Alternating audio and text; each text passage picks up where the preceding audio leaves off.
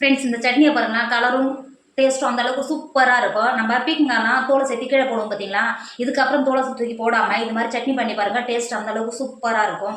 நீங்கள் இட்லி தோசையோட வச்சு தான் சாப்பிடணும் கிடையாது, சாதத்தோடு வச்சு சாப்பிட்டாலும் டேஸ்ட் அந்த அளவுக்கு சூப்பராக இருக்கும்.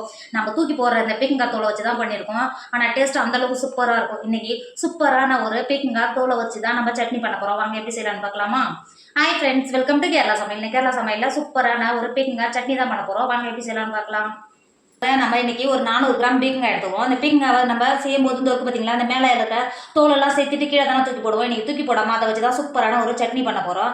அதுக்கு தோற்கு பார்த்தீங்களா, இது மாதிரி ஒரு பீலர் ஏதாவது வச்சு தோற்கு பாருங்கள், இந்த மேலே இருக்கிற தோலை மட்டும் இது மாதிரி எடுத்துக்கோங்க. இந்த மாதிரி எடுத்துக்கோங்க, இருக்கிறதெல்லாம் இது மாதிரி எடுத்துக்கோங்க.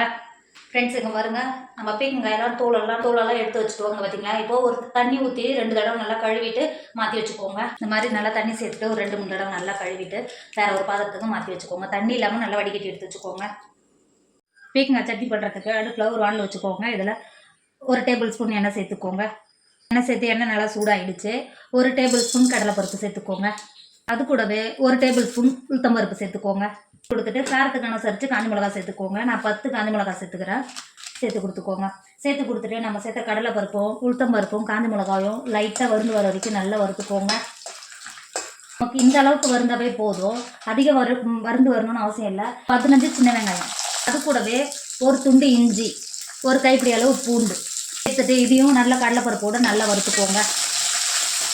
இப்போ பாருங்கள், பூண்டும் நம்ம சேர்த்து சின்ன வெங்காயமும் இஞ்சி இந்த அளவுக்கு வதங்கினவே போதும். இருக்கு பார்த்தீங்களா, இந்த ஸ்டேஜில் இவ்வளோதான் புளி, 2 சொலன்னு சொல்லுவாங்க பார்த்தீங்களா, அந்த அளவுக்கு புளி சேர்த்துக்கோங்க. அது கூடவே பழுத்து நல்லா பெரிய தக்காளியை கட் பண்ணி வச்சுருக்கேன், இது உள்ள சேர்த்துக்கோங்க. தக்காளி சேர்த்து கொடுத்துட்டு அது கூடவே நம்ம பீக்கங்காய் தோல் கட் பண்ணி எடுத்து வச்சுருக்கோம்ல, அதை உள்ள சேர்த்துக்கோங்க. இப்படியே சேர்த்துக்கிட்டிங்கன்னா தக்காளி வதங்கும் போதே பீக்கங்காய் தோல் நல்லா வதங்கி வந்துடும். இப்போ சேர்த்துட்டு நல்லா வதக்கிக்கோங்க. நல்லா சாஃப்டாக வதக்கிக்கோங்க. ஃப்ரெண்ட்ஸ் இப்போ பாருங்கள், நம்ம சேர்த்த தோலோ தக்காளி எல்லாமே சேர்த்து நல்லா வதங்கி வந்துருச்சு. இப்போ பாருங்கள், இந்த அளவுக்கு வதங்கினாவே போதும். நம்ம மிக்சியில் அரைக்க தான் போகிறோம். இந்த அளவுக்கு வதங்கினாவே போதும். இதில் எதுவும் வாடை வரும்னு எதாவது கேட்டிங்கன்னா இதோட பச்சை வாடை எதுவுமே வராது. இந்த அளவுக்கு நல்லாவே வதங்கிடுச்சு. இது வரைக்கும் பார்த்தீங்களா. இப்போ இதை வேறு ஒரு பாத்திரத்துக்கு மாற்றிக்கோங்க. மாற்றிட்டு நல்லா ஆற வச்சுக்கோங்க. ஆற வச்சு வேறு ஒரு பாத்திரத்துக்கு மாற்றிக்கோங்க. மாற்றிட்டு நல்லா ஆற வச்சுக்கோங்க. இப்போ பாருங்கள், நல்லா ஆறிடுச்சு. இப்போது நம்ம ஆற வச்சு எடுத்து வச்சுருக்கோம்ல சட்னியை ஒரு மிக்சி ஜாரில் மாற்றிக்கோங்க.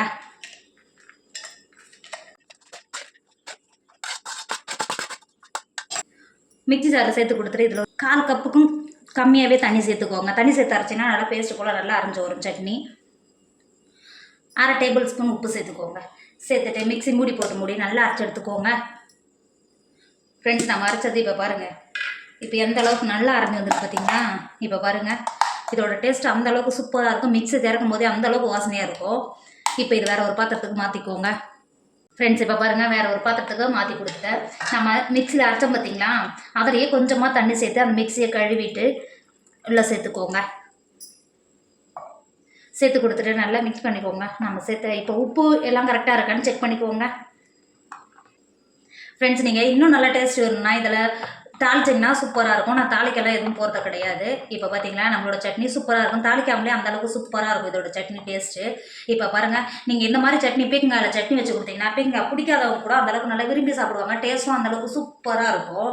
நீங்கள் 5 இட்லி சாப்பிட்றவங்களா இருந்தால் இன்னும் ஒரு 2 இட்லி எக்ஸ்ட்ராவே சாப்பிடுவீங்க. அந்த அளவுக்கு டேஸ்ட்டு சூப்பராக இருக்கும். கண்டிப்பாக நீங்களும் ட்ரை பண்ணுங்கள். என்னோட வீடியோ உங்களுக்கு பிடிச்சிருந்தா உங்கள் ஃப்ரெண்டு உங்கள் ஃபேமிலிக்கு ஷேர் பண்ணுங்கள். மறக்காமல் கேரளா சமையலை சப்ஸ்கிரைப் பண்ணிக்கோங்க. தேங்க்யூ.